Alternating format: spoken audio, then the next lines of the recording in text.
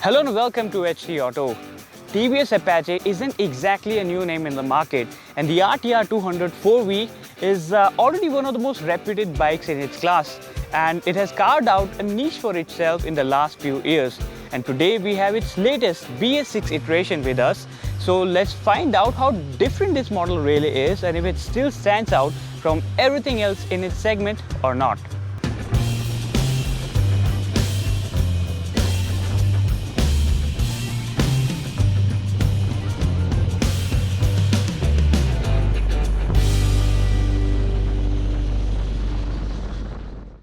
So apart from a BS6 compliant engine, the bike has received a new Bluetooth enabled instrument console, new LED headlamp unit, few minor styling tweaks here and there, and a new feature called GTT, which is glide through traffic. So it's not just a new engine which the company has worked upon, but it gets quite a lot in its new MY20 model. The main visual highlight of the latest BS6 compliant RTR 200 is the use of an all-LED headlight unit with eyebrow-shaped DRLs. Another cosmetic update on the new Apache is in the form of updated graphics, as it has outlines of red with carbon fiber finish instead of the solid red graphics found on the previous model. The rest is very similar, and while general all-round quality is decent, the finish on the plastic panels around the DRLs and speedometer could have been better. So it gets a new Bluetooth enabled instrument console which can be paired to a dedicated smartphone application, after which it shows call and message alerts, turn by turn navigation and race telemetry and whatnot right on this screen. And this is something which is still not found among its competition bikes. Now coming down to the best part, its engine, which fires off with its feather touch ignition switch and its meaty exhaust note that's unlike anything heard from a bike of its class.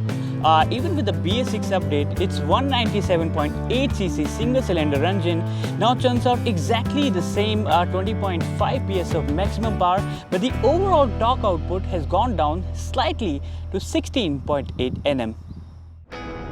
To compensate for the new emission norms, TVS has increased the peak RPM for power and torque figures.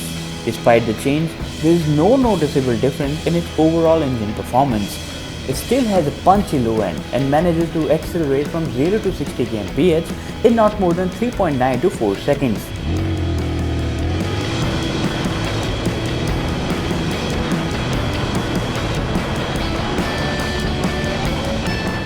But the vibrations, which kick in around 7000 rpm, spoil the fun a bit. So it still feels light and agile on its feet, and there's barely any noticeable difference when you compare it against the BS4 model. But there's one thing which I feel is quite a letdown, is the absence of its 6th gear, especially on the highways. But whatever, it still corners the way a good bike should.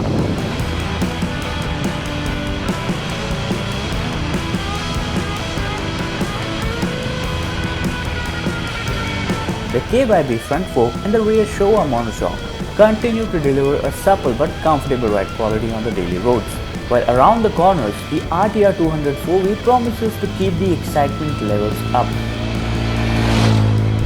The braking, on the other hand, isn't the strongest. The front 270mm disc brake lacks the bite needed for its speeds, while the rear 240mm disc does a decent job, which can also be credited to the new grippier Eurogrip rubber at the back. It now also receives dual-channel ABS as standard. In the latest BS6 Avatar, it still continues to be one of the most well-rounded package in its class, and it charges a premium of 1.28 lakh ex-showroom in Delhi. And after a couple of recent hikes, it has turned around 14k higher than the previous BS4 model. Well, honestly, this is quite a lot, especially in this segment, but placing it against the Austrian rivals, it still makes sense. Especially if you're looking for a sorted everyday ride that ticks all the right boxes and still doesn't charge a bomb. That's all in the show today. It's goodbye for now, and as always, ride safe.